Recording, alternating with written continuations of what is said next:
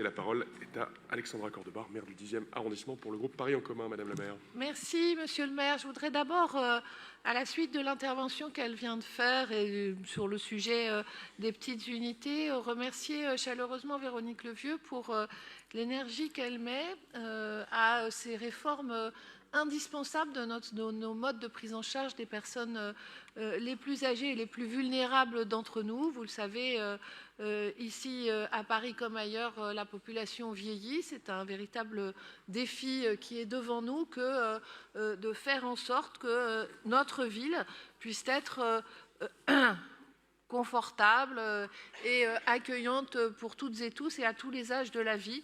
Donc pour ça, merci beaucoup, chère Véronique Levieux.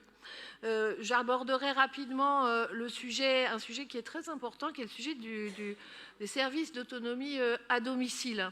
Parce que le maintien à domicile qui nécessite un accompagnement adapté constitue vraiment un enjeu majeur pour que très concrètement les personnes vieillissantes puissent continuer à vivre à Paris.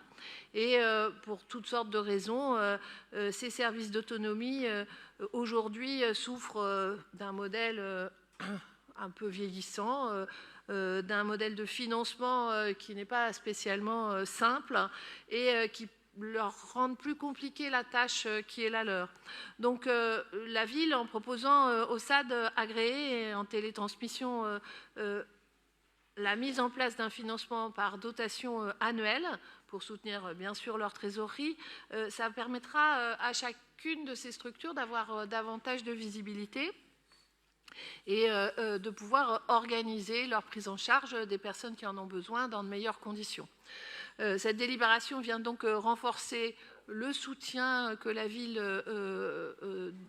offre à ces services d'aide et d'accompagnement, et ça s'ajoute à l'ensemble des autres dispositifs nouveaux que nous avons votés en Conseil de Paris, et je pense à la dotation qualité qui augmente le forfait pour chaque heure d'allocation personnalisée autonomie ou de prestation de compensation du handicap effectué, donc à condition évidemment que ces structures s'engagent à mener des actions pour améliorer sensiblement la qualité de vie au travail de leur personnel et continuer à lutter contre l'isolement des bénéficiaires en soutenant notamment les proches aidants.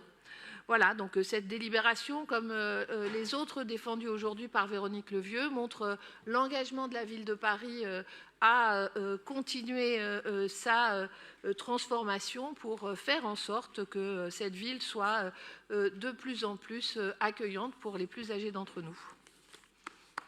Merci beaucoup, Madame la maire.